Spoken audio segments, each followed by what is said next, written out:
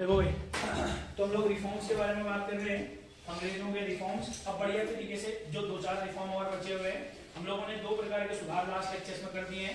भूमि सुधार हम लोगों ने बात कर लिया है, और जो दूसरा हमें जिसे हम लोग कौन सा सुधार बोलते हैं सर, वन या जंगलात सुधार, ये दोनों कर दिए हैं। अब बहुत अच्छे तरीके से एक और सुधार, अब छोटे छोटे से सुधार होते हैं, ध्यान सुनिएगा भाई।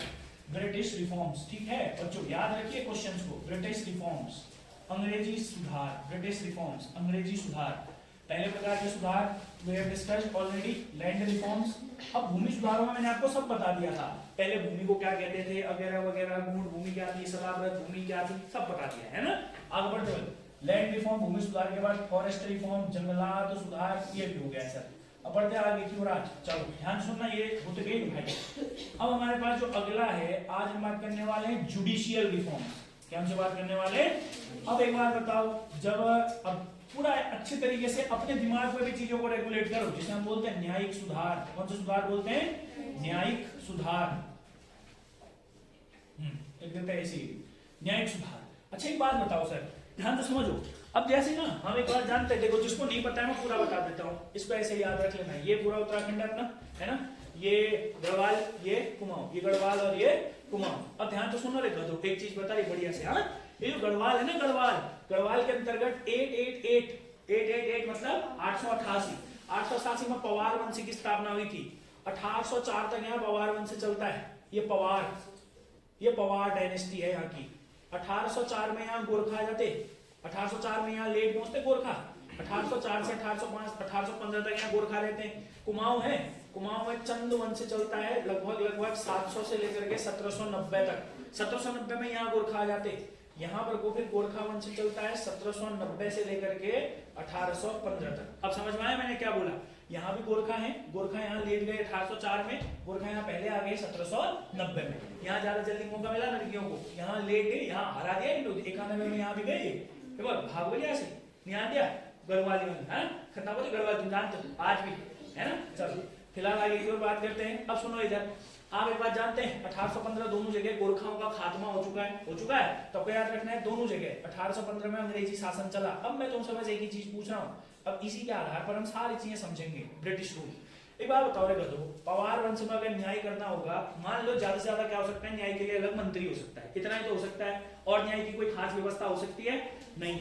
यहाँ पर को भी चंद वंश में न्याय के लिए अलग मंत्री हो सकता है बस, और कोई भी खास व्यवस्था नहीं हो सकती है। इधर देखो एक गोरखा, ये तो न्याय के लिए जान जाते अपने, ये अपने ऊपर विश्वास नहीं रखते थे हम सही कर रहे गलत, ये कहते थे ऊपर वाला देखेगा बल, है ना, भगवान ही देखेगा बल सब। अगर कोई भी व्यक्ति कल्प्रिट है, अरे खतरनाक दिव्य प्रणाली थी इनकी न्याय की। कौन सी प्रणाली थी? दिव्य प्रणाली। दिव्य प्रणाली मैंने आप लोगों को पहले भी बताया, दिव्य प्रणाली में क्या होता था, जलते हुए तेल में हाथ डालो बल दोनों। एक जिसने कहेगा इसने मेरे खेत का घास चोर दिया, जिसने चोरा है और जो आरोप लगा रहा है, दोनों डालेंगे जलती हुई कढ़ाई में हाथ। जिसका हाथ ज्यादा जला वो सही बोल रहा है, वो गलत बोल रहा है, और जिसका हाथ कम चला वो सही बोल रहा है। और कभी होगा बच्चों को फेंक के हाथ पांव कहां तो बोलेंगे, फेंक वाले को नदी में, है ना, तालाब में। जिसका बच्चा बच गया वो निर्दोष, जिसका बच्चा निपटा वो दोषी। मिल गई तेरे को सजा, अब तुझा। ये दिव्य प्रणाली कहते हैं इसको। कौन सी प्रणाली कहते हैं? दिव्य प्रणाली। ये गोरखा करते थे ऐसे न्याय। अंग्रेज कैसा करेंगे बल? अरे अंग्रेज क्या करेंगे, अब न्याय के क्षेत्र में सुधार करेंगे। अरे न्याय के क्षेत्र में अंग्रेज क्या करेंगे? अब वही सुधारों के बारे में हम बात कर रहे हैं। अच्छा, पहला इंपॉर्टेंट चीज आपको सुधारों में याद रखना है, पहले तक तो जो सुधार वगैरह करते थे मेनली कुमाऊं के कमिश्नर करते थे, समझ में आ रहा है ना। 1829 में, अब यहाँ पर अच्छे क्वेश्चन पूछेंगे न्यायिक सुधार में। 1829 में फर्स्ट सिविल कोर्ट खोला गया देहरादून में। फर्स्ट सिविल कोर्ट कहाँ खोला गया? देहरादून में। पहला सिविल न्यायालय कहाँ खोला गया? देहरादून में। पहला सिविल न्यायालय खोला गया था देहरादून के अंतर्गत। कहाँ खोला गया था? देहरादून के अंतर्गत। और इस सिविल न्यायालय का पहला जो जज था वो था मोजले स्मिथ। कौन था? मोजले। और आपको पता है जब ट्रेल को यहाँ से भेजा तो यही मोजले स्मिथ था जिसको पहला एक्टिंग कुमाऊं कमिश्नर बनाया, वही है ना। अब अच्छे पद पर यही था। इससे कहा भाई तू जज तो है, ठीक है हम मान रहे, थोड़े दिन कुमाऊं कमिश्नर भी बन जा, थोड़े दिन क्या भी बन जा, कुमाऊं कमिश्नर। पहला इंपॉर्टेंट क्वेश्चन अगर आपसे पूछा जाएगा, उत्तराखंड का पहला सिविल न्यायालय कब और कहाँ खोला गया? तो 1829 में खोला गया। कहाँ खोला गया सर? हमारे देहरादून के अंतर्गत खोला गया। आगे की ओर बात करते हैं भाई। 1829 के तहत ही 1829 में एक दो काम और हुए, बट ज्यादा कोई खास बात नहीं है।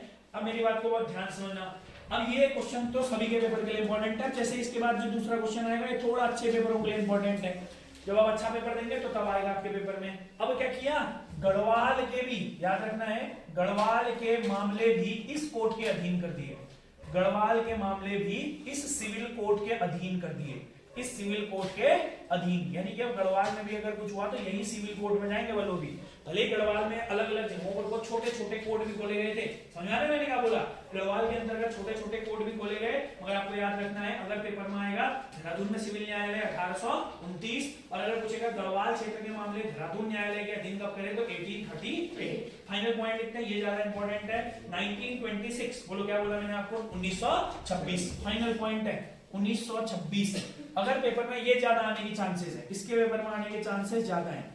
अगर आपसे पूछा जाएगा कि भाई बताइए संपूर्ण उत्तराखंड के मामलों को इलाहाबाद हाईकोर्ट के अधीन कब कर दिया गया, क्या बोला मैंने आप लोगों को, संपूर्ण उत्तराखंड के मामलों को, संपूर्ण उत्तराखंड के मामलों को, ऑल मैटर्स ऑफ उत्तराखंड, संपूर्ण उत्तराखंड के मामलों को कहां के अधीन कर दिया गया सर, इलाहाबाद हाईकोर्ट के अधीन, जो यूपी में अभी भी इलाहाबाद हाईकोर्ट के अधीन, इलाहाबाद हाईकोर्ट के अधीन। आप इंग्लिश वाले से लिख सकते हैं ऑल मैटर्स या all legal matters of Uttarakhand were done under the high court of Allahabad. समझ में आया, कोई डाउट तो नहीं है। अब देखो तीनों पॉइंट है, बस तीन ही पॉइंट याद रखने, 29, 38 और फिर 26, खत्म हो गई इतने में कहानी। अब कोई बड़ी बात है ही नहीं इसमें, बस आपको ये, अब देखो तुम्हारे दिमाग में क्या था, ये क्यों है बल सर, क्यों है आपको पता होना चाहिए, उससे पहले की कंडीशन क्या थी, उससे पहले की कंडीशन आप समझ गए, तो अंग्रेजों ने सुधार किए वो भी आप लोगों के समझ में आ गए। तो अंग्रेजों ने पहला सिविल कोर्ट कहां खोला, अगला पॉइंट हमारे पास है, अंग्रेज जो थे उन्होंने गढ़वाल के मामले सिविल कोर्ट के अधीन कब किए, और सबसे इंपॉर्टेंट पॉइंट है उत्तराखंड के सारे न्यायिक मामले इलाहाबाद के अधीन कब आए, या इलाहाबाद हाईकोर्ट के अधीन कब आए, तो आपका आंसर होगा 1926 के अंतर्गत आए, 1926 कब आए, 1926। चलो आगे की ओर बात कर लेते हैं। अगला हमारे पास एक और सुधार होता है जिसे हम लोग बोलते हैं लाइसेंस नीति, ये थोड़ा सा इंपॉर्टेंट है, जैसे हमने यहाँ पर जुडिशियल नीति फॉर्म कर दी है, अब ये जुडिशियल से संबंधित है लाइसेंस पॉलिसी, ये थोड़ा सा है, ये थोड़ा इंपॉर्टेंट हो जाता है अच्छे पेपरों के लिए, लाइसेंस पॉलिसी। अब इसको समझते हैं, ये लाइसेंस पॉलिसी क्या बोला है, लाइसेंस पॉलिसी ये क्या बोला है, लाइसेंस पॉलिसी। देखो आप एक बात जानते हैं, हमारे यहाँ पर जो भारत के अंतर्गत 1857 की क्रांति हुई थी, हम जानते हैं ना, रिवोल्ट ऑफ 1857, 10 मई 1857 को भारत के अंतर्गत 1857 की क्रांति शुरू होती है मेरठ के कालीपलटन से, ये हम सभी लोग जानते हैं। फिर यही क्रांति उत्तराखंड में भी आती है जून के महीने में, समझ ना, 16 जून को उत्तराखंड के देहरादून में 1857 की क्रांति की पहली घटना होती है। इतना क्लियर है सभी लोगों को। तो आप एक बात जानते हैं 1857 का जो रिवोल्ट था ना, 1857 की क्रांति में आप जानते हैं संपूर्ण भारत में क्रांति हो गई थी। संपूर्ण भारत में कई क्षेत्र ऐसे थे जिन्होंने अंग्रेजों का साथ दिया, मगर मैक्सिमम क्षेत्र ऐसे थे जो अंग्रेजों के विरोध में थे। तो जैसे ही अंग्रेजों ने इस संपूर्ण क्षेत्र को, मेरी बात को ध्यान समझते रहना, एक जो पूरा संपूर्ण क्षेत्र था, पूरे भारत में अंग्रेजों ने एक नीति लागू करी। 1857 में जब चोट लगी अंग्रेजों को, वैसे चोट दिमागी चोट भी लगी थी उनको, समझ में मैं क्या कह रहा हूँ, उन्होंने कहा भाई अब कोई भी हथियार रखोगे घर पे, उसके लिए बनाना पड़ेगा लाइसेंस। क्या बनाना पड़ेगा, लाइसेंस। अब पूरे भारत में ये फैल गया कि लाइसेंस बनाना पड़ेगा हथियार रखने के लिए। उत्तराखंड में भी यही बात आई। तो उस समय में हमारे उत्तराखंड में हेनरी रेमजे थे कुमाऊं के कमिश्नर। रेमजे का कार्यकाल वीडियो के पेपर में गया था और मैंने तुमको बताया रेमजे का कार्यकाल आपको इतना इंपॉर्टेंट है ना, हर बार याद होना चाहिए। 1856 से 1884 ये हेनरी रेमजे का कार्यकाल है उत्तराखंड में। तो आप जानते हैं इसी के बीच में 1857 है। 1857 की क्रांति के समय में हमारे यहाँ पर वो कौन थे, हेनरी रेमजे। तो इतिहासकार ऐसा कहते हैं हेनरी रेमजे ने तत्कालीन वाइसरॉय, भारत के वाइसरॉय लॉर्ड कैनिंग को एक पत्र लिखा हेनरी रेमजे ने। हेनरी रेमजे ने कहा कैनिंग साहब ठीक है तुम कहते रहे हो कि लाइसेंस लगाओ, सभी लोगों से कहो कि लाइसेंस बनाओ, मगर 1857 की जब क्रांति हुई थी तो जो उत्तराखंड वाले लोग हैं इनने तो बतौर विद्रोह करने के बजाय मेरी मदद करी थी, है ना। तुम जानते हो 1857 की क्रांति में हमारे यहाँ वालों ने कोई घटना नहीं करी कालू नेहरा को छोड़ करके। तुमको मैंने पढ़ाया था ना, खान बम्बू खान, खान बहादुर खान, सब तराई से अपनी सेनाएं लेकर के यहाँ रखे विद्रोह करने के लिए। समझ में आया ना मैंने क्या कहा। हमारे यहाँ के स्थानीय लोग बड़े ही सीधे व्यक्ति थे, है ना। एक बार विद्रोह किया, बुला दिया गोरखाओं को, इसने सब डरते थे गोरखाओं से, खतरनाक थे। समझ आया मैंने क्या कहा, इंडियन ने गोरखाओं को बुला दिया। तो एक बहुत अच्छा क्वेश्चन है, ध्यान से सुनना। जब 1857 की क्रांति के बाद लाइसेंस नीति को लागू किया जा रहा था तो उस समय में हमारे यहाँ पर कोई लाइसेंस नीति लागू नहीं। समझ आ रहा है मैंने क्या बोला? और एक बहुत अच्छा क्वेश्चन आपसे पूछ सकता है, ध्यान से समझना, हमारे यहाँ पर वो उत्तराखंड में 1857 में लाइसेंस नीति को लागू नहीं किया गया, ये बहुत अच्छा इंपॉर्टेंट पॉइंट है, मगर 1888 और 89 में, अब देखो तुम्हें एक बार बताता हूँ, अभी जब तुम एक टॉपिक पढ़ोगे ना, जब यूनिट 1 खत्म हो जाएगी, यूनिट 1 खत्म होने के बाद यूनिट 2 में हम एक चीज पढ़ते हैं, उत्तराखंड में समाज सुधार आंदोलन, जैसे हम पढ़ते हैं भारत में समाज सुधार आंदोलन हुए थे, भारत के अंतर्गत हम देखते हैं ब्रह्म समाज बोल लो, चाहे बहुत सारे समाज, चाहे ब्रह्म समाज बोल लो, आर्य समाज बोल लो, इस तरीके के हमारे यहाँ पर वो समाज थे, इन्हीं का प्रभाव उत्तराखंड में भी, जैसे ब्रह्म समाज का हमारे यहाँ प्रभाव नहीं पड़ा, मगर हमारे यहाँ पर वो आर्य समाज का प्रभाव पड़ा, दयानंद सरस्वती यहीं आए थे उत्तराखंड, है ना, यहीं करी थी तपस्या, विवेकानंद, रामकृष्ण मिशन, विवेकानंद को विवेकानंद बनाने में उत्तराखंड का बहुत इंपॉर्टेंट योगदान है, 4 यात्रा करी उन्होंने यहाँ की, समझ रहे हो मैं क्या कह रहा हूँ? तो यहाँ पर वो लोग जब आए, बिल्कुल ध्यान से सुनते रहो, जब ये लोग भारत से लोग जब यहाँ पर वो आए तो यहाँ जागी राजनीतिक चेतना, ऐसे हम लोग बोलते हैं राजनीतिक जागरूकता। अब बाहर से एक बड़ा आदमी आ रहा है, उसने बड़े बड़े काम किए भारत में, अब उससे आदमी प्रेरित होगा कि नहीं होगा? हाँ, तो हमारे यहाँ पर जब राजनीतिक चेतना जागी, अंग्रेज हल्का सा डरे, और 1888 और 89 में हमारे यहाँ पर वो लाइसेंस नीति का बस केवल और केवल हल्का सा प्रभाव देखने को मिला। इस बात को समझना कि हल्का फुल्का मतलब उन्होंने धीरे धीरे लाइसेंस बनाओ वगैरह वाली बात करी, मगर लाइसेंस नीति हमारे यहाँ पर कभी लागू हुई नहीं, जो मुख्य तरीके से 1857 के बाद लागू करी गई। हाँ, पूरी गढ़वाल में पूरा उस समय तो ये पूरा ही कुमाऊं कहलाते थे, है ना। पहली बार 1839 में हुआ था विभाजन। चलो, लाइसेंस नीति भी समझ में आ गई। अब आते हैं बहुत बढ़िया टॉपिक के साथ, जिसे हम बोलते हैं एजुकेशनल रिफॉर्म्स। एजुकेशनल रिफॉर्म, अब तुम जानते हो, अब तुम खुद सोचो दे, अगर हम अंग्रेजों से पहले की बात करते हैं, अगर हम पवार और चंद की बात करते हैं, उस समय में स्कूल कैसे जाते होंगे बच्चे? आजकल के जैसे बैग लेके जाते होंगे, हैं, बिल्कुल टाई पहन के, हैं। आजकल तो स्कूल का बड़ा बढ़िया सिस्टम है ना, टाई भी, जूते भी पॉलिश, हैंकी भी होनी चाहिए, नेल्स भी कटे होने चाहिए, सारी चीजें है ना। तो अंग्रेजी काल में ये सारी चीजें शुरू हुई धीरे धीरे। वेस्टर्न एजुकेशन, भारत की अगर हम बात करेंगे तो भारत में 1835 में पाश्चात्य शिक्षा, जिसे हम बोलते हैं वेस्टर्न एजुकेशन का प्रभाव देखने को मिलता है। अब हम बात कर रहे हैं हमारे यहाँ पर को शिक्षा में हुए सुधार। अब ध्यान सुनना, हमारे यहाँ पर को शिक्षा में हुए सुधार, मैं क्या बोलता हूँ, सुधार बहुत इंपॉर्टेंट है बच्चों, समझ आ रहा है मैंने क्या कहा? सुधार सबसे इंपॉर्टेंट है, ये आपको याद होने चाहिए, और ये याद होने लायक है, एक दो बार अगर पढ़ लिया तो कोई दिक्कत नहीं है। चलो, अब थोड़ा सा शिक्षा सुधार के बारे में बात करते हैं, इसको बहुत अच्छे तरीके से समझ सकते हो। अब सबसे पहला और इंपॉर्टेंट पॉइंट ध्यान से सुनिएगा, है ना। 1823 की बात है, मेरी बात को बहुत ध्यान से सुनना, जो मैं आप लोगों को बता रहा हूं, मैं इसको इस साइड मिटा देता हूं, पूरा अच्छे तरीके से समझो। शिक्षा के सुधार, फिर एक दो सुधार और अगर बचते तो उनको भी करते हैं, बस फिर हमारे पास अगला टॉपिक स्टार्ट हो जाता है। अब यहाँ से इतिहास बहुत स्पीड में चलता है, क्योंकि इसके बाद सारी स्टोरीज हैं, ये भी स्टोरी है उन्हें के लिए, मगर ये टॉपिक वाइज है ना, टॉपिक का आपस में रिलेशन नहीं है। अब इसका और इसका क्या रिलेशन हुआ, कुछ नहीं, मगर तुम्हें पता है ना, इन सबका आपस में एक रिलेशन है कि सब सुधार है, ठीक है भाई। चलो देखो, एजुकेशन सुधार, शिक्षा के बारे में जो सुधार हुए, इस सुधारों को यहाँ अभिव्यक्त करते थोड़ा सा। 1823 की बात है, ट्रेल, अच्छा जिनको कुमाऊं के कमिश्नर याद नहीं है भाई, आपको याद होने चाहिए, ठीक है, कोशिश करते हैं कि आपको याद हो। ध्यान सुनिएगा भाई, हमारे यहाँ पर को जो हम पढ़ते हैं, पहले के 6 कुमाऊं कमिश्नर हमें अच्छे से याद होने चाहिए। कितने कुमाऊं कमिश्नर याद होने चाहिए? 6। अब जैसे हम आपको याद करेंगे, पहले बोलो ई गार्डनर था, कौन था? E Edward Gardner. फिर बोलो कौन था? Edward Gardner. फिर आया जॉर्ज विलियम ट्रेल। फिर बोलो कौन है? George William Trail. मगर ट्रेल को बिना पूर्व सूचना के हटाने में यहाँ पर कोई एक आदमी आता है, एक्टिंग, तो इसीलिए मैं इसको थोड़ा आगे को लिख रहा हूँ, क्योंकि हम इसको कुमाऊं कमिश्नर में नहीं गिनेंगे, एक्टिंग कुमाऊं कमिश्नर था। कैसा कुमाऊं कमिश्नर था? एक्टिंग कुमाऊं कमिश्नर, कार्यकारी कुमाऊं कमिश्नर। बताओ ट्रेल के बाद कौन आया? इंपॉर्टेंट आदमी हमारे पास कर्नल गोवान। गोवान के बाद कौन आया? ये बहुत इंपॉर्टेंट आदमी लुशिंगटन। और लुशिंगटन के बाद कौन आया? बेटन। और बेटन के बाद हेनरी रैमसे। ये बस इतने याद होने चाहिए दोस्तों। इनका कार्यकाल बहुत इजी है याद करना। देखो मैं याद कर रहा था तुम्हें, ई गार्डनर तो एक ही साल तक रहा, 15 से 16, 15 से शुरू होंगे, क्योंकि आप जानते हो 15 के अंतर्गत क्या हुआ था, हमारे यहाँ पर को कुमाऊं कमिश्नरी का गठन हुआ। 15 से 16। ट्रेल सबसे इंपॉर्टेंट 16 से 35 बल, 16 से 35। फिर बोलो 16 से 35, 15 से 16, 16 से 35। अब मैंने तुम्हें कई बार बताया है, ट्रेल को बिना पूर्व सूचना के हटाया। ट्रेल से निकाली तो हटा रहे, तू पूजा हो जा बात अपना नहीं। ट्रेल से कहा भाई तू यहाँ इतने सालों से पैसे क्यों नहीं आ रहा? राजस्व में ट्रेन तो करता था, ट्रेन यहाँ से जमा करता था, ये पुल बना, रोड बना, समझ रहे हो क्या कह रहा हूँ? हाँ, तो मोस्ले स्मिथ को एक्टिंग कुमाऊं कमिश्नर बनाया 35 से 36। 35 से 36। गोवान है ना, गोवान, ध्यान समझ आइए, ये बहुत जल्दी गो हो गया था यहाँ से, जल्दी टाइप का था, अनुभवहीन था या अनएक्सपीरियंस्ड जिसे हम लोग कहते हैं। 1836 से 38, बस 2 साल में इसको बोला तू जा भाई यहाँ से, तेरे काम करने वाली।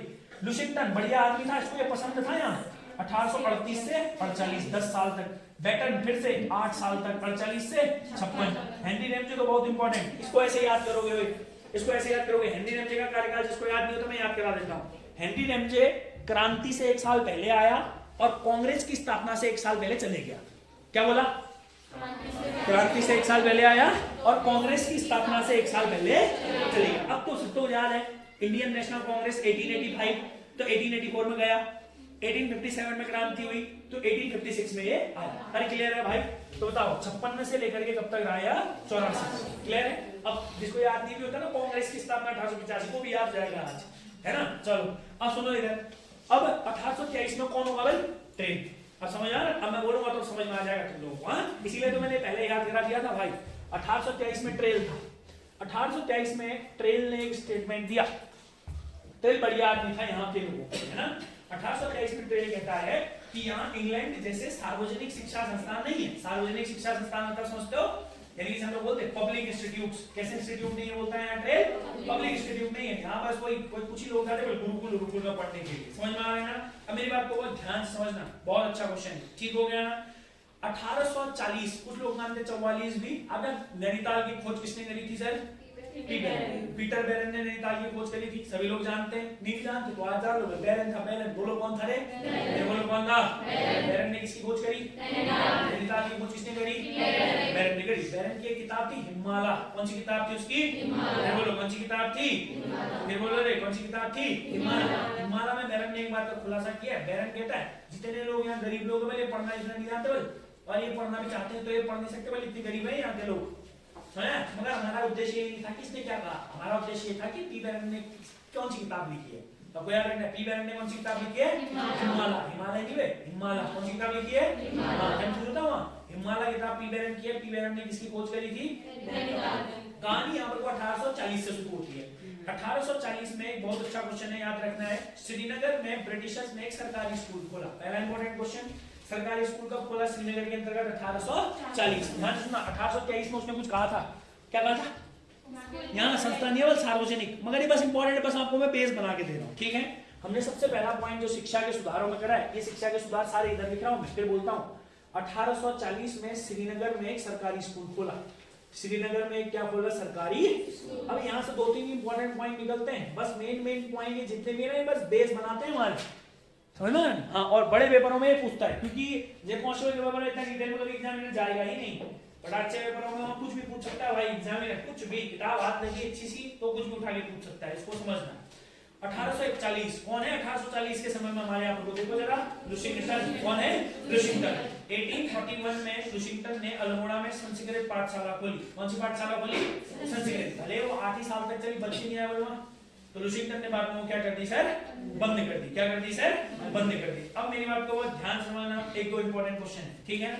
अगर आपसे एक और क्वेश्चन ये भी याद रख सकते हैं आप, 1841 में श्रीनगर के अंदर या मेनली आपको याद रखना है, लुशिंगटन ने किसकी स्थापना करी है? संस्कृत स्कूल की स्थापना करी। भले ये 8 साल तक चला, यार कितने साल तक चला? बस यार 8 साल तक चला, 8 साल बाद ये बंद हो गया। अब आता बढ़िया पॉइंट, 1844, ध्यान से समझिएगा। 1844 में अल्मोड़ा में कुछ ईसाइयों के द्वारा, कुछ क्रिश्चियनों के द्वारा एक इंग्लिश मीडियम स्कूल खोला। अल्मोड़ा में स्कूल मीडियम की स्थापना कब हुई? इंग्लिश स्कूल मीडियम की स्थापना कब हुई? 1844 में। और 1871 में इसका नाम बदल कर दिया रेमजे कॉलेज। क्या नाम कर दिया इसका? Ramsay college. बाद में हालांकि अब इसको रेमजे हाई स्कूल के नाम से जाना जाता है। किसके नाम से जाना जाता है? Ramsay high school. मगर उससे भी सबसे इंपॉर्टेंट पॉइंट, इतना खास नहीं है, गोल्डन पॉइंट 1857। बोलो गोल्डन पॉइंट 1857। मैं एग्जामिनर होता मैं यही देता, आपसे पूछता है कि भाई बताइए कुमाऊं शिक्षा विभाग की स्थापना कब हुई? तो आपको याद रखना है 1857 में कुमाऊं शिक्षा विभाग की स्थापना हुई। बोलो किसकी स्थापना हुई? कुमाऊं शिक्षा विभाग। बहुत अच्छा क्वेश्चन है। कुमाऊं शिक्षा विभाग, कुमाऊं का शिक्षा विभाग कब बना? तो आपको याद रखना है 1857। और जो कुमाऊं का शिक्षा विभाग था, इस शिक्षा विभाग का नाम था कुमाऊं सर्कल। इस शिक्षा विभाग का नाम क्या था? कुमाऊं तो अगर एग्जामिनर पूछता है कि कुमाऊं सर्कल क्या था तो आपको याद रखना है it was the educational department of Kumaon. ठीक है भाई, कुमाऊं सर्कल कुमाऊं का शिक्षा विभाग था। फिर बोलो कुमाऊं सर्कल कुमाऊं का क्या था? शिक्षा विभाग था, जिसकी स्थापना कब हुई? 1857 1857। फिर बोलिए 1857। चलिए बढ़े आगे की ओर। 1859 में धीरे धीरे स्कूल खोले ये चंपावत, पिथौरागढ़, गंगोली हाट, इन जगहों को पर आगे भी क्रिश्चियनों ने स्कूल खोले। ठीक है भाई। उसके बाद 1864, ये अच्छा क्वेश्चन है, क्लियर है ना? ये बहुत बढ़िया क्वेश्चन है, पटवारी एसआई वाले इस क्वेश्चन को 3 स्टार लगाएंगे। आप जानते हैं 1864 में कुमाऊं में किसने बंदोबस्त किया था? बैकेट, याद है ना? अच्छा, भूमि बंदोबस्त पढ़ा रहा था मैं अभी, बताया था मैं तुमको, भूमि बंदोबस्त तो है हमारे यहाँ पर, पहले भी हम पढ़ चुके हैं। 1864 में बैकेट का भूमि बंदोबस्त था। 1864 के बैकेट के ही भूमि बंदोबस्त में पहली बार शिक्षा देय की घोषणा करी गई। बोलो किसकी घोषणा करी गई थी? शिक्षा घोषणा। फिर बोलिए किसकी घोषणा करी गई थी? शिक्षा देय की घोषणा। शिक्षा देय मतलब जो बंदोबस्त होगा, जिससे पैसा वगैरह आएगा बंदोबस्त करने के बाद, जैसे रेवेन्यू फिक्स कर दिया, कहां से कितना रेवेन्यू आएगा, उस रेवेन्यू से अब कुछ रेवेन्यू कहां भी जाएगा, कुछ राजस्व कहां भी जाएगा? शिक्षा। ये बहुत अच्छा क्वेश्चन है, मैं एग्जामिनर तो 101% देता है क्वेश्चन। 1864। अब ये वाला भूमि बंदोबस्त भी अलग अलग है, तुम जानते हो। 64 में कहां हुआ? कुमाऊं में। गढ़वाल में कब हो चुका था? 60 के अंतर्गत। समझ में आ रहा है? 1864 की अगर हम बात करेंगे तो आपको याद रखना है बैकेट के भूमि बंदोबस्त में, अब बहुत इंपॉर्टेंट क्वेश्चन है, बैकेट के भूमि बंदोबस्त में, बैकेट के भूमि बंदोबस्त में पहली बार शिक्षा देय की घोषणा करी गई थी। किसकी घोषणा करी गई थी? शिक्षा देय की घोषणा। ये इंपॉर्टेंट पॉइंट है, शिक्षा देय की घोषणा कब करी गई? तो आपको याद रखना है 1864। भूमि बंदोबस्त अगर याद में नहीं होता फिर भी आप लोगों को याद रखना है 1864 बैकेट भूमि बंदोबस्त के दरमियान में शिक्षा देय की घोषणा करी गई थी। ठीक हो गया ना? चलो आगे की ओर बात करते हैं। अगला एक और अच्छा क्वेश्चन है, देखो जब ये शिक्षा विभाग बना था ना, अब देखो एक उल्लेख मिलता है, इसका ज्यादा उल्लेख नहीं मिलता, एक उल्लेख मिलता है कि जो शिक्षा विभाग बना था, शिक्षा विभाग के इंस्पेक्टर, या जैसे मैंने बोला जो हमारे पास शिक्षा विभाग था, शिक्षा विभाग के जो हेड थे 1871 में बुद्धिवल्लभ पंत बने। कौन बने? बुद्धिवल्लभ। मगर इतिहासकार एक और चीज लिखते हैं कि बुद्धिवल्लभ पंत से पहले मेजर गार्डनर नाम के कोई व्यक्ति थे। क्या लिखते हैं वो? Major Gardner. अब हो सकता है कि नहीं हो सकता है कि मेजर गार्डनर पहले ही रहे हो वहां, अरे हो सकता है कि नहीं हो सकता है, क्योंकि ये उल्लेख नहीं है कि वो पहले थे या नहीं थे, मगर हाँ ये जरूर है कि 1871 में कौन बने? बुद्धिवल्लभ पंत। तो अगर एग्जामिनर थोड़ा सा डिटेल जाएगा, अगर एग्जामिनर पूछेगा, वैसे तो यही अपने आप में बहुत डिटेल क्वेश्चन है कि कुमाऊं शिक्षा विभाग की स्थापना 1857, मगर फिर भी अगर ऐसा पूछता है तो दिमाग के कोने में रखे रहना एसआई और पटवारी वाले, बाकी कांस्टेबल वाले तो 1857 याद रखो। ठीक है ना? कुमाऊं सर्कल की स्थापना तो याद रखना है, मेजर गार्डनर नाम के व्यक्ति इसके क्या थे? पहले में इंस्पेक्टर थे, है ना? बाद में कौन बन गए? बुद्धिवल्लभ पंत। क्लियर हो गया? बुद्धिवल्लभ पंत कब बने? 1871। 1871 में कुमाऊं का जो शिक्षा विभाग था उसके जो हेड थे वो कौन बन गए थे? बुद्धिवल्लभ पंत बन गए थे। कौन बन गए? बुद्धिवल्लभ पंत। चलिए अब आगे की ओर बात करते हैं। हमारे पास एक और इतिहासकार, एक और इंपॉर्टेंट आदमी बद्रीदत्त पांडे, जानते हो बीडी पांडे को? जानते बद्रीदत्त पांडे?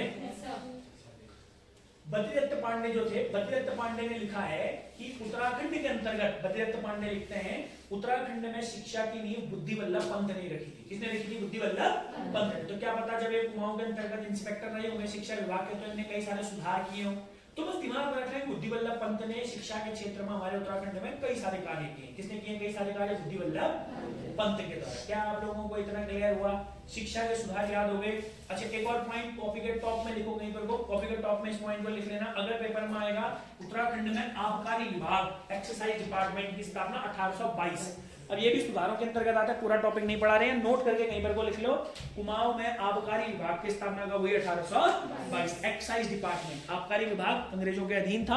1822 में आबकारी विभाग की स्थापना हुई थी उत्तराखंड के अंतर्गत। कब हुई थी? 1822 में। ये थोड़ा सा इंपॉर्टेंट है, आबकारी विभाग 1822। सही करेंगे, आबकारी विभाग कब तक हमारे यहाँ पर को? 1822।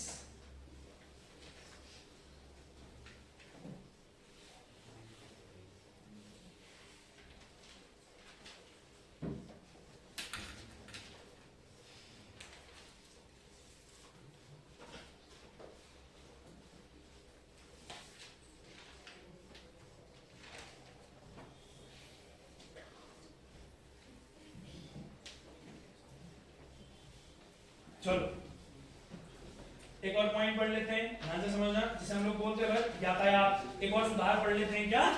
यातायात, ट्रांसपोर्ट। एक और सुधार पढ़ लेते हैं हल्का सा, यातायात, ट्रांसपोर्ट, यातायात सुधार।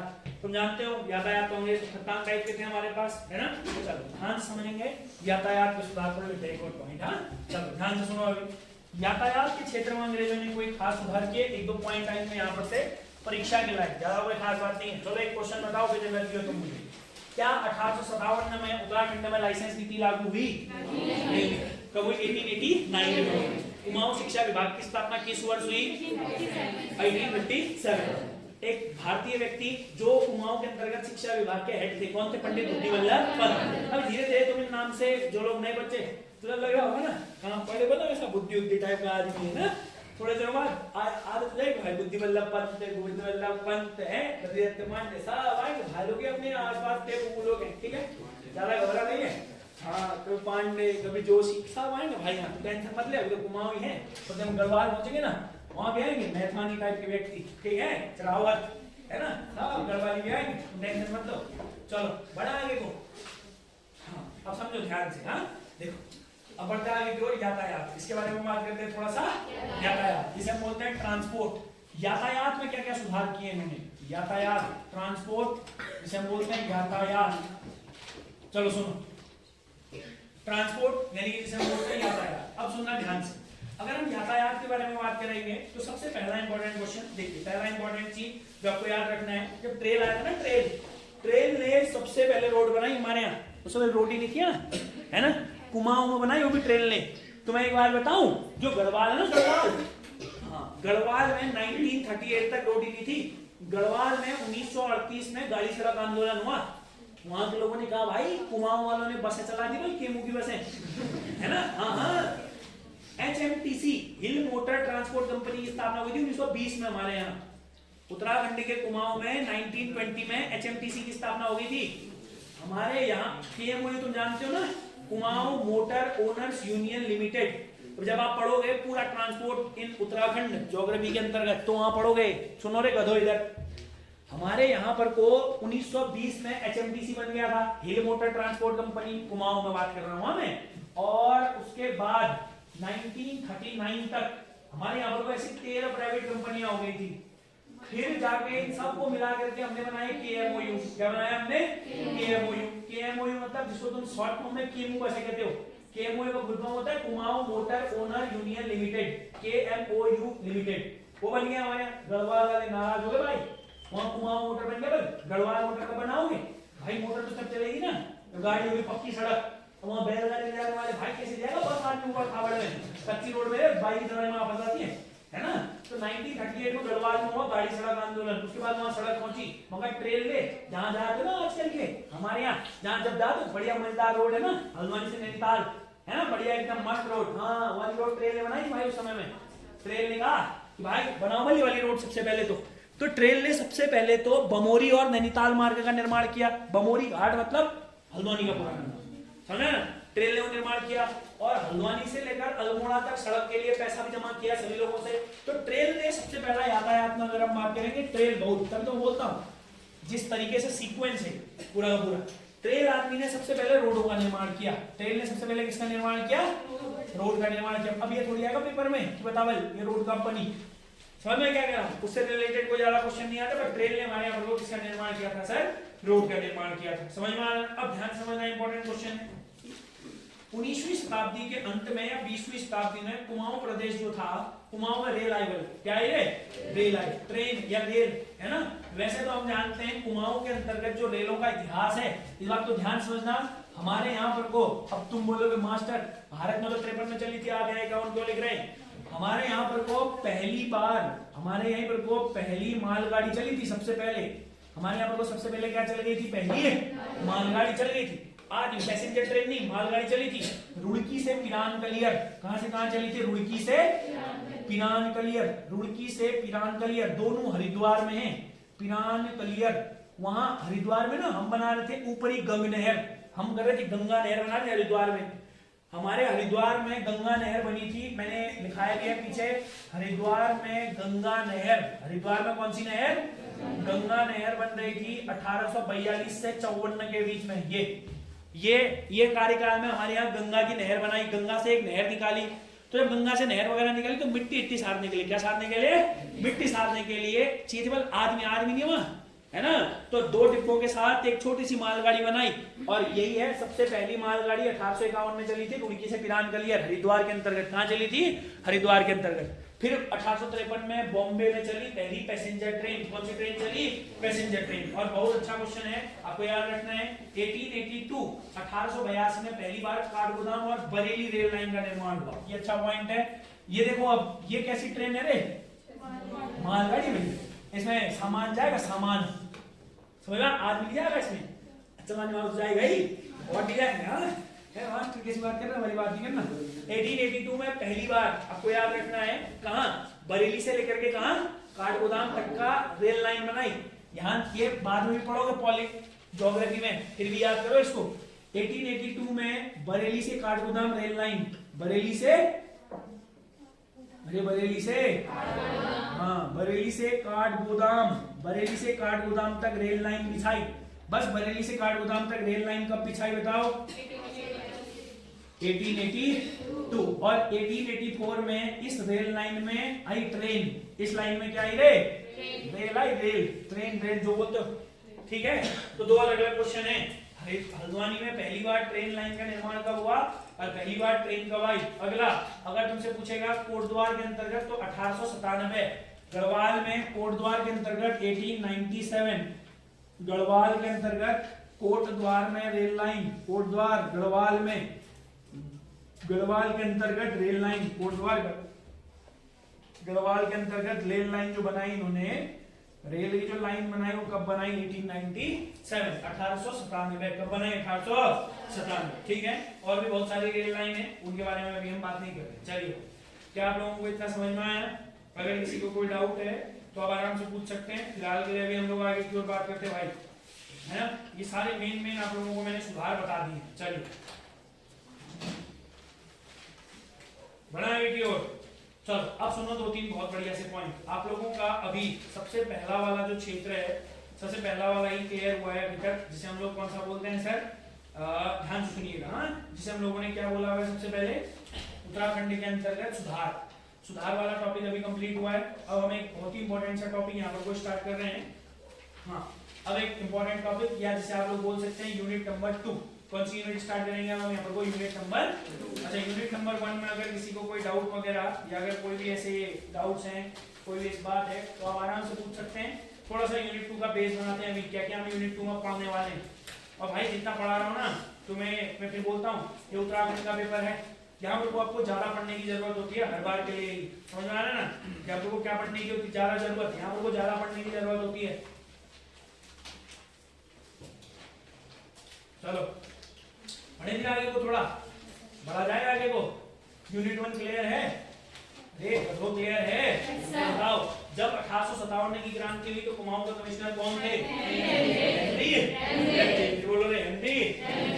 अगर आपसे पूछा जाएगा कि पहले कुमाऊं कमिश्नर कौन थे, तो आंसर क्या होगा?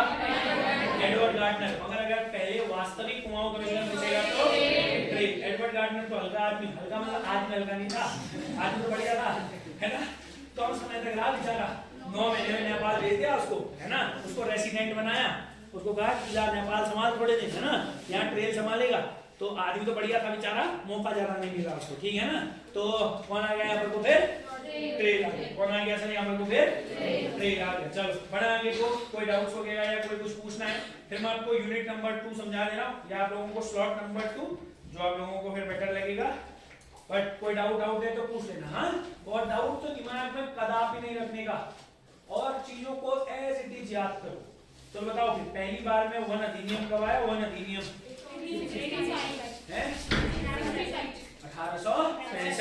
1865, ठीक है।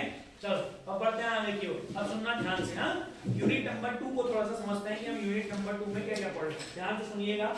यहाँ पर को हमारे पास यूनिट नंबर जो 2 है, बहुत अच्छे से समझना, बहुत बढ़िया तरीके से। देखो भाई, इसको मैं मिटा दे रहा हूँ, इसको समझना अत्यंत जरूरी है। देखो, और यूनिट 2, 3 खत्म होने के बाद मॉडर्न हिस्ट्री भी खत्म हो जाएगी, बट यार चीजों को याद करो, है ना।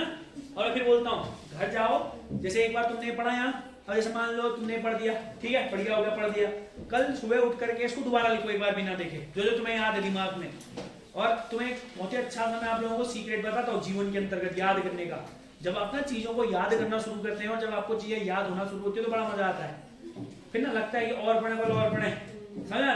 जिन लोगों को नहीं होता थोड़ा मेहनत मार करो, है ना। कई लोग तो कुछ नहीं होता, बल बर्डन लगता है याद करना, बर्डन लगता है तो आप गलत क्षेत्र में आ चुके हैं। मैं आपसे ऑनेस्टली कह रहा हूँ, है ना। क्षेत्र का गलत नहीं है, थोड़ा सा अपने मन को समझाओ कि ये बर्डन नहीं है भाई, इससे मेरी नौकरी लगेगी, है ना। और पढ़ना देखो आपको कहीं और का तो नहीं पढ़ना। जैसे आप भारत का पढ़ते हो, भारत का पढ़ने में तो लगता है ना यार कौन पढ़ेगा इतना, भारत तो पूरा इतने 121 करोड़ जनसंख्या है और तो नहीं पढ़े, मैं तो पढ़ू, है ना। मगर उत्तराखंड तुम्हारा राज्य है ना भाई, है कि नहीं है। अपने राज्य के बारे में जानना बहुत जरूरी है, ठीक है ना। कल के दिन भाई किसी ने तुमसे पूछ दिया कुछ है, राज्य है कैसे चलेगा भाई। कहीं भी अगर 4 लोगों के सामने, जैसे ऐसा ना कभी कभी कहाँ होता है, मैं तुम्हें बताता हूँ ऐसा कहाँ होता है। मतलब तुम्हें राज्य के बारे में पूछने का मौका चाहिए होगा, तुम कभी बस में जा रहे हो कहीं, अगर कोई ठीक ठाक आदमी मिल गया तुम्हें, है ना, जरूर पूछेगा भाई, है ना, राज्य के बारे में हो चाहिए। अब यहाँ से कहीं बाहर जा रहे हो या कहीं कभी इंटरव्यूज वगैरह में फेस ऑफ हो गया, इंटरव्यू कहाँ से तुम पढ़ोगे नहीं तो, है ना। फिर इंटरव्यू थोड़ी था काम कर लेगा, हाँ कर लूंगा, बस लग जा, है कर काम जा, बना खाना है ऑर्डर ले वहां से, ये होता है वहाँ इंटरव्यू थोड़ी होता है, वहाँ तो ऑर्डर ले बना खाना होता है, ठीक है। चलो वो तो तुम कर लोगे, मेरे को तुम पर भरोसा, ऑर्डर ले लोगे तुम बढ़िया तरीके से, मैं भी आऊंगा तो कभी ख्याल रखना है। देखो अब इधर सुनो रे, टिप भी मिलेगी, देख इधर पुनः दे दो बेटे को टिप। चलो इधर देखो, हमने जो पहला स्लॉट यूनिट 1 जो पढ़ा था, अब हम पढ़ने वाले हैं यूनिट 2। अब सुनो इधर, अब यूनिट 2 को पहले समझ लो, इतिहास में आधी से ज्यादा चीजें समझने वाली। यूनिट 2 में जो हम बात करेंगे वो हम बात करेंगे 1857 से लेकर 1916 के बीच में। अभी तक जो हमने बात करा वो मेनली था टिल 1850, मगर हमने 1857 से आगे भी तो बात करी ना, इसीलिए मैं इसमें ईयर नहीं लिखता हूँ कभी भी, समझा। ये बस क्या है, ये मेन था इंट्रोडक्शन। यूनिट 1 में बस क्या था हमारे लिए, इंट्रोडक्शन। अब जो हम बात करने वाले हैं वो हम बात कर रहे हैं यूनिट 2 के बारे में, 1857 से लेकर के 1916 तक। अब इसमें कौन कौन से टॉपिक्स हम पढ़ रहे हैं, इन टॉपिक्स को समझना, ठीक है। सबसे जो पहला टॉपिक हम पढ़ने वाले हैं इसके अंतर्गत, अब एक दो चीजें समझो बहुत अच्छे तरीके से। जैसे यूनिट 1 में हमने क्या क्या पढ़ा वो मैंने आप लोगों को पहले बताया, अब यूनिट 2 में हम क्या क्या पढ़ रहे हैं इसको समझो। सबसे पहला टॉपिक हम पढ़ेंगे उत्तराखंड में पुनर्जागरण, जिसे हम बोलते हैं रेनिसेंस इन उत्तराखंड। क्या बोलते हैं, उत्तराखंड में पुनर्जागरण, जिसे हम बोलते हैं रेनिसेंस इन उत्तराखंड। अच्छा, उत्तराखंड में पुनर्जागरण का मतलब क्या है, कैसे जागेंगे लोग यहाँ पर, उत्तराखंड में पुनर्जागरण कैसे होगा, आप एक बात जान तो चलो इसको समझो। पहले मैं तीनों टॉपिक लिख देता हूँ। हम पढ़ेंगे यहाँ पर को रेनिसेंस इन उत्तराखंड, जिसे हम बोलते हैं उत्तराखंड में पुनर्जागरण, उत्तराखंड में पुनर्जागरण, उत्तराखंड में पुनर्जागरण के बारे में हम बात करेंगे, जिसे बोला जाता है रेनिसेंस इन उत्तराखंड, उत्तराखंड में पुनर्जागरण पहला टॉपिक। इसी के बाद जो दूसरा टॉपिक हम पढ़ेंगे वो हम पढ़ेंगे उत्तराखंड में राजनीतिक जागरण, यानी कि पॉलिटिकल रेनिसेंस इन उत्तराखंड, पॉलिटिकल रेनिसेंस इन उत्तराखंड, उत्तराखंड में राजनीतिक जागरण। बहुत अच्छे से समझना, यहाँ से अच्छे क्वेश्चंस बनना स्टार्ट होंगे। उत्तराखंड में राजनीतिक पुनर्जागरण या उत्तराखंड में राजनीतिक जागरण। तीसरा हम पढ़ेंगे जब जागरण होगा तो पत्रकारिता भी बहुत सामने आएगी, तो उत्तराखंड में पत्रकारिता, या जिसे हम लोग क्या बोलते हैं जर्नलिज्म। और हमारे यहाँ पर जो पत्रकारिता का माध्यम था वो बस एक ही था, न्यूज़पेपर, जर्नलिज्म इन उत्तराखंड। ये 3 टॉपिक्स आते हैं इसके अंतर्गत। अब इन तीनों टॉपिक का कारण समझो कि ये तीनों टॉपिक यहाँ कैसे आए। पहला, आप एक बात जानते हैं, जब 1857 में की क्रांति हुई थी, जब 1857 की क्या हुई थी, तो मैंने आपको क्या बोला था, यहाँ कई लोग भाग कर आए थे बाहर से, है ना। हाँ, हमारे यहाँ पर कई सारे लोग आए हुए थे, समझा मैंने क्या बोला था। तो जब यहाँ पर कई सारे लोग आए हुए थे तो आपको एक दो चीजें समझनी है। कई सारे लोग आए तो वहां पर से हमारे यहाँ पर वो धीरे धीरे जागरूकता फैली। हमारे यहाँ पर वो जागरूकता फैलने का मुख्य कारण था 1857 की क्रांति।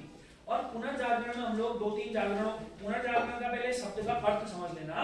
पुनर्जागरण का मैं फिर बता रहा हूँ आप लोगों को, इसका मतलब होता है रेनिसेंस, यानी कि फिर से जागरण। जैसे हम बोलते हैं ना भारत में father of Indian renaissance, Bharat में पुनर्जागरण का पिता राजा राम मोहन रॉय को बोलते हैं। हम भारत में पुनर्जागरण का पिता राजा राम मोहन रॉय को इसलिए बोलते हैं क्योंकि उन्होंने ही सबसे पहले हमारे यहाँ पर को क्या किया हुआ था, लोगों को जगाया था। मतलब भारत के अंतर्गत सबसे पहले सुधारों की बात किसने करी थी, राजा राम मोहन रॉय। इसीलिए उनको father of renaissance in India कहते हैं। फादर ऑफ रेनिसेंस इन क्या कहते हैं, इंडिया कहते हैं। मगर आपको एक दो बातें समझनी है, बस तीनों के अंतर्गत मैं आपको बता दे रहा हूँ कि हमने क्या क्या पढ़ना है, ये आप लोगों को बस याद रखो। देखो बहुत अच्छे तरीके से इस चीज को इस चीज को समझ लेना। देखो पहला इंपॉर्टेंट चीज जो मैंने यहाँ पर लिखा हुआ है, उत्तराखंड में पुनर्जागरण। इस समय में जो हम पुनर्जागरण पढ़ेंगे ना सर, ये जो पुनर्जागरण होगा वह कौन सा वाला होगा तो आपको समझना है। यहाँ पर वो जो पुनर्जागरण होगा वह होगा सामाजिक और धार्मिक। कैसा पुनर्जागरण होगा? सामाजिक और, सुनो आप ध्यान से, देखो ये कंप्लीट हो गया। एक और उत्तराखंड में पुनर्जागरण। अब मैं क्या करके इन तीनों चीजों को समझा दे रहा हूँ ताकि जब तक आप पढ़े तब तक आपको कोई दिक्कत ना हो। वहां वीडियो में लिख रहा होगा, मैं बोल देता हूँ, रेनिसेंस इन उत्तराखंड, पॉलिटिकल रेनिसेंस इन उत्तराखंड और जर्नलिज्म इन उत्तराखंड। उत्तराखंड में पत्रकारिता, उत्तराखंड में राजनीतिक जागरण, उत्तराखंड में पुनर्जागरण, या आप एक और चीज कह सकते हैं उत्तराखंड में धार्मिक, उत्तराखंड में धार्मिक और सामाजिक पुनर्जागरण, उत्तराखंड में धार्मिक और सामाजिक पुनर्जागरण, social and political, social and religious. अब समझो, एक बात तुम खुद बताओ मुझे, बस एक ही बात बताना, ध्यान से समझना। अब 1 मिनट के लिए हम थोड़ा सा भारत में चलते हैं, ठीक है? 1 मिनट के लिए थोड़ा हमें भारत में चलना है इसको समझने के लिए, क्योंकि ये समझना जरूरी है दोस्त, ये टॉपिक्स को समझना अत्यंत जरूरी है। अगर मैं इंडिया के बारे में बात करता हूं, भारत में सामाजिक और धार्मिक पुनर्जागरण, तो हम जानते हैं भारत में सबसे पहले 1828 में बनता है ब्रह्म समाज। ये भारत की बात है। 1828 में किसकी स्थापना होती है? ब्रह्म समाज की स्थापना होती है, इसमें कोई डाउट नहीं है, आप लोग समझ गए। आगे की ओर बात करते हैं, 1875 में हो जाती है आर्य समाज। किसकी स्थापना हो जाती है? आर्य समाज। 1875 के बाद आओ, 1875 में एक और चीज है हमारे यहाँ पर को, थियोसोफिकल सोसाइटी, जिसे हम लोग बोलते हैं theosophical society. Madam HP. Blavatsky और कर्नल O.S. ओलकॉट, ये 2 व्यक्ति थे जिन्होंने इसकी स्थापना न्यूयॉर्क में करी हुई थी। 1875 के बाद आओ 1897 रामकृष्ण मिशन। ये सबसे इंपॉर्टेंट धर्म सुधार आंदोलन थे हिंदू धर्म के अंतर्गत। समझ में आया मैंने क्या बोला? अब ये चारों की स्थापना आप देख रहे हो, अगर आप देखोगे तो 1800 समथिंग, और तुम जानते हो इस पूरे को हम बोलते हैं 19th सेंचुरी, 19वीं शताब्दी। कौन सी शताब्दी बोलते हैं? 19वीं शताब्दी। अब तुम एक बात खुद सोचो भाई, ये जो रामकृष्ण मिशन के संस्थापक थे स्वामी विवेकानंद। कौन थे? स्वामी विवेकानंद उत्तराखंड आए 4 बार। उत्तराखंड कितने बार आए यार? तुम्हें क्या लगता भाई? तुम्हें एक बात क्या बताता हूँ, विवेकानंद बनने से पहले उत्तराखंड आ गए थे और विवेकानंद तो फिर बने।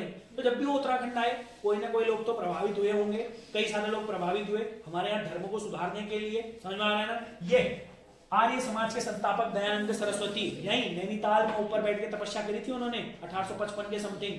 यहां से सीख करके बंबई जाकर के, ध्यान से समझना, यहां से पहले सारी चीजें शिक्षा दीक्षा ली, यहाँ हरिद्वार में कुंभ मेले में पताका फहराया, कई सारे काम किए, उसके बाद जाके बंबई में आर्य समाज की स्थापना करी 1875। तो ये जितने भी धर्म सुधार आंदोलन या समाज सुधार आंदोलन है, इनकी जो जड़ें हैं वो कहाँ है? हमारे उत्तराखंड में। समझ में आया ना? तो इसीलिए सबसे पहला हम पढ़ते हैं उत्तराखंड में पुनर्जागरण। क्या पढ़ते हैं सबसे पहला? उत्तराखंड में। अब ये लोग जब एक-एक करके यहाँ आए तो धीरे धीरे हमारे यहाँ के लोगों को राजनीति के बारे में भी पता चला।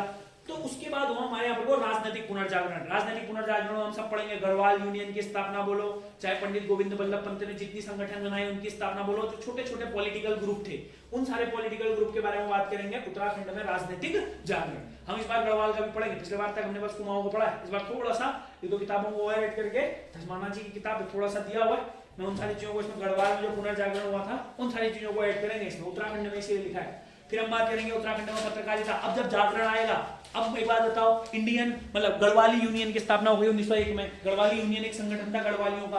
अब उनको किसी ने राय दी, उससे पहले हमारे यहाँ पर वो डिबेटिंग क्लब की स्थापना हो चुकी थी 1870। वहां कुमाऊं का कमिश्नर आया, वो वहां हमारे यहाँ का गवर्नर आया भारत का, गवर्नर ने बोला, अरे बल क्लब में डिबेट करके क्या करोगे बल, भारत बाहर जाके लोगों को बताओ। समझ में क्या कह रहा हूँ? बाहर लोगों को कैसे पता चलेगा? जब लोग अखबार पढ़ेंगे, आज यहाँ क्रांति होगी, चलो बल, है ना, आज यहाँ धरना प्रदर्शन होगा, नहीं होगा, चलो। समझा? जागरूकता कैसे आई? फिर धीरे धीरे पत्रकारिता के माध्यम से। तो हम पढ़ेंगे राज्य के कौन कौन से प्रमुख पत्र थे, पत्रिकाएं थी, कहां से प्रकाशित होती थी, कौन उनके संपादक थे, किस तरीके से वो पत्रिकाएं चलती थी। तो ये है बहुत इंपॉर्टेंट चरण हमारे लिए। फिर यूनिट 2 के बाद यूनिट 3 में हम आएंगे और यूनिट 3 में 1916 में, अब देखो 1900 फिर क्या होगा, ये सब जाग गए हैं लोग बाग, अब जब जाग गए हैं तो सुधार करेंगे, जाग गए हैं तो क्या करेंगे, सुधार। मगर ये जाग गए हैं भारत के लिहाज से जागे थे, मगर हमारे यहाँ पर को हमारे उत्तराखंड की प्रॉब्लम बहुत थी। जैसे वन बंदोबस्त पड़ा था अभी, वन बंदोबस्त में अंग्रेजों ने अपने फायदे के लिए कई सारी चीजें करी थी, तो हमने आंदोलन भी करना है। भाई हमारे वन है, हमको तो दो, बचपन से उन्हीं वनों में खेला है ना। और आप तुम कह रहे हो कि तुम यहाँ नहीं आ सकते हो, भाई कैसे नहीं आएगा मैं, है ना। वो तो बिना वो तो नहीं भी चाहेंगे तो फिर भी चले जाएंगे वहां से, मंगा तो अपना ये वाली बात हो जाती है ना। फिर समझ में क्या कहना चाह रहा हूँ आपको। हाँ, तो क्या हुआ फिर हमारे यहाँ पर को 1916 में 1916 के अंतर्गत स्थापना होती है कुमाऊं परिषद, और कुमाऊं परिषद का काम था स्थानीय समस्याओं का हल। तो 1916 से लेकर के भी तीसरी यूनिट होगी, कब तक चलेगी, 26। ठीक है भाई, दूसरी यूनिट शुरू कर सकते हैं, कोई डाउट है, कोई दिक्कत नहीं। तो आप लोगों को समझ में आया यूनिट 2। अब हम इसको अगले लेक्चर में स्टार्ट करेंगे यहीं से। हाँ, उत्तराखंड में सामाजिक और धार्मिक पुनर्जागरण, ठीक हो गया ना, सामाजिक और धार्मिक पुनर्जागरण। बट यूनिट 1 तब तक के लिए क्लियर करो, ठीक है दोस्त, चलिए ठीक है।